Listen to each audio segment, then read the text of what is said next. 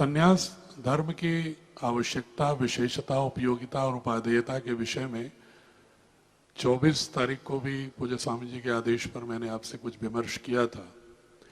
उसी को आगे बढ़ाते हुए मैं कहना चाहूँगा कि आप सभी लोग प्रबुद्ध हैं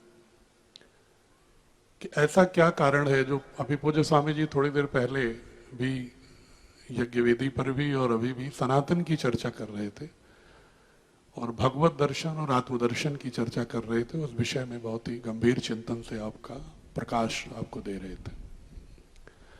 जब मैं विज्ञान की दृष्टि से देखता हूं पूज्य स्वामी जी कि भगवत क्या है, भगवत दर्शन क्या, आत्मदर्शन क्या है, तो आप लोगों को मैं चूंकि विज्ञान का विद्यार्थी होने के नाते थोड़ी श्रद्धा को विवेकपूर्ण तर्क के आधार पर उसकी आंच पर तपाने के बाद ही मानता हूं। तो मैंने सोचा कि क्या विज्ञान में भी कोई ऐसी धारा है जो निर्दोषिता आत्मदर्शन और भगवत दर्शन के समीप है क्या। तो जब तक न्यूटन की क्लासिकल मैकेनिक्स फिजिक्स थी तब तक तो वो सीधे सीधे एक भावनात्मक रूप से वो भी मानता था कि ईश्वर का अस्तित्व है, उसके पीछे उसकी वैज्ञानिक व्याख्या नहीं थी। जब उसे पूछा गया कि ब्रह्मांड का अस्तित्व क्या है तो उसने कहा कि पिंड हैं विभिन्न, उनके मध्य आकर्षण है, स्पेस और टाइम है, 3 डायमेंशंस हैं उसके, 3 दिशाएं हैं। जब अन्य वैज्ञानिकों ने उनसे पूछा कि ये जो पिंड है, ये जो आकर्षण है, जो टाइम स्पेस है, 3 डायमेंशंस हैं, इसको किसने बनाया, तो न्यूटन ने कहा अवश्य कोई ईश्वर होगा जिसने बनाया होगा। उससे पूछा गया वो ईश्वर कौन है, उसने कहा इसकी व्याख्या मैं नहीं कर पाऊंगा।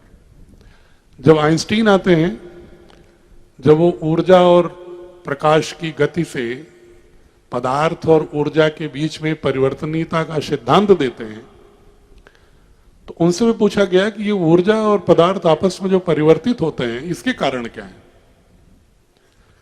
तो आइंस्टीन ने कहा कोई अदृश्य शक्ति होगी, इसके विषय में मेरे पास कोई व्याख्या नहीं है। धीरे धीरे विज्ञान का रथ आगे बढ़ता गया क्वांटम फिजिक्स की ओर, धीरे धीरे और सूक्ष्मतम कणों की जांच अन्वेषण होने लगा। तो एक निष्कर्ष के रूप में मैं, चूंकि जो लोग विज्ञान नहीं भी पढ़े हैं उनको भी समझ में आ जाए उस भाषा में बात कर रहा हूं मैं, तो उसमें आया कि जो सूक्ष्मतम कण हैं सबके अस्तित्व के पीछे कारक तत्व वो हैं। तो सूक्ष्मतम कण क्या है, क्या वो पदार्थ हैं या तरंग है। तो इस पर शोध होते होते अब आया कि ये तरंग है, पदार्थ नहीं है। पदार्थ प्रतीत होते हैं, जिसको हम आभासी की बात करते हैं ना कि माया आभासी संसार है। तो विज्ञान भी वहां तक पहुंच गया कि जो पदार्थ दिखता है, हमारी आपकी जो शरीर भी दिखती है, ये मूलतः वास्तव में पदार्थ नहीं है, बल्कि वो बहुदैशिक जो स्पेस है उसकी परिस्थिति में सूक्ष्मतम कणों के कंपन का एक आभासी स्वरूप है।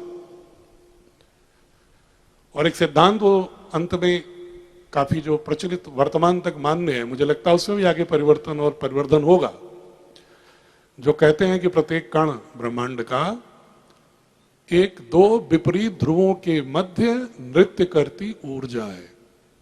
2 विपरीत ध्रुवों के मध्य नृत्य करती ऊर्जा ही प्रत्येक कण है और वो कण ही ब्रह्मांड के अस्तित्व का कारक है।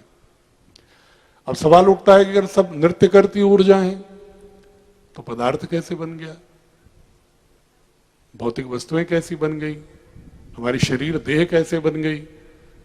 तो उनका विज्ञान इस बात पर मानने को मजबूर हो गया कि जब भी ये कंपन, जो निरंतर कंपनशीलता है, उसमें कुछ तरंगदैर्घ्य होता है, कुछ आवृत्ति होती है। उन्होंने कहा जब ये वेव, जो उसका वेव पैटर्न है, हर कण का एक वेव पैटर्न है, तरंग पद्धति है, जब उसमें कहीं भी विकार आता है, परिवर्तन आता है, तो तरंगों से भौतिक पदार्थ का अभ्युदय हो जाता है।